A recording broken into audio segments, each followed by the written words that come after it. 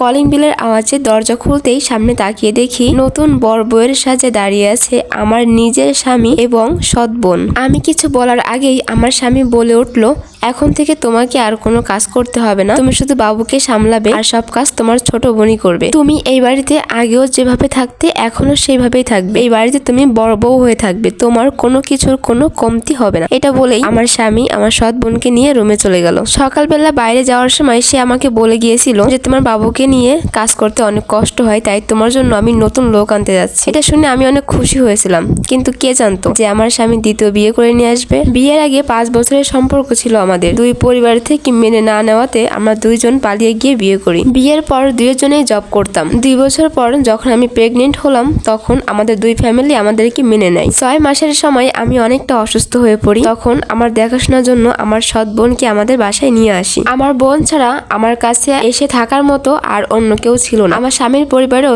ছেলে মেয়ে বলতে আমার স্বামী একাই ছিল, আর আমাদের বাড়িতেও আমার শুধু একটা বোনই ছিল, তাই বাধ্য হয়ে আমার বোনকে আমাদের বাসায় নিয়ে আসতে হলো। গ্রামে আমি আমার শ্বশুর শাশুড়ির কাছে যেয়ে থাকতে চেয়েছিলাম, কিন্তু আমার স্বামী রাজি হয়নি। সে নাকি আমাকে না দেখে একদিনও থাকতে পারবে না, তাই এক কথায় বাধ্য হয়েই আমার বোনকে আমার বাসায় নিয়ে আসতে হলো। আমার বোনও শহরেই একটা কলেজে পড়াশোনা করতো হোস্টেল থেকে। ওকে বললাম যে তুই আমার বাসায় এসে থাক, আমার কাজে একটু সাহায্য করবি আর এখান থেকে কলেজে যাওয়া আসা করবি। আমার বোনও রাজি হয়ে গেল। তখন তো আর বুঝি নাই যে আমি আমার নিজের বিপদকে নিজেই ঘরে ঢুকাচ্ছি। আমার স্বামীকে বলেছিলাম যে আমরা আর 2-1 বছর পর বাচ্চা নিই, এখনো তো আমরা দুইজন জব করি, মাত্র 2 বছর হলো বিয়ে করেছি, কিন্তু আমার স্বামী বললো তার নাকি এখনই বাচ্চা লাগবে, তাই আমিও আর না করি নাই। তাকে বাবা ডাক শোনানোর জন্য আমি আমার শখের জবটাও ছেড়ে দিলাম।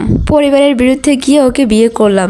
2টা বছর আমি আমার মা বাবার সাথে কথা বলিনি। ও যেভাবে বলতো আমি সেভাবেই চলতাম, আর আমার এত ভালোবাসার প্রতিদান ও যে এইভাবে দিবে আমি কখনো কল্পনাও করি নাই। বিয়ে করে এনেছি 1 সপ্তাহ এখনো হয়নি, সে এখন আমার বাবুকে আর আগের মতো কোলে নেয় না, আমার বাবুকে আর আগের মতো ভালোবাসে না, আদর করে না, এমনকি আমার দিকেও আর আগের মতো খেয়াল করে না। আমি কি খাচ্ছি কি খাচ্ছি না, আমি কি করছি, কোনো দিকে এখন তার খেয়াল নাই। সে শুধু এখন তার নতুন বউকে নিয়েই আছে। মাত্র কয়েক মাসে আমি তাকে সময় দিতে পারি না, আর তার মধ্যে সে আমার সাথে এমনটা করলো। আমার নিজের মাও আর এই পৃথিবীতে নাই, এখন আমি কার কাছে যাব, কি করব? চোখের সামনে নিজের স্বামীকে নিজের বোনের সাথে কিভাবে দেখবো? এই ছোট বাচ্চাটাকে নিয়ে এখন আমি কি করব, কোথায় যাব? আর তাদের অবহেলাই বা কিভাবে সহ্য করব? এমনটা তো আল্লাহ না করলেও পারতো আমার সাথে। এখন আমার কি করা উচিত? সবার কাছে পরামর্শ চাই।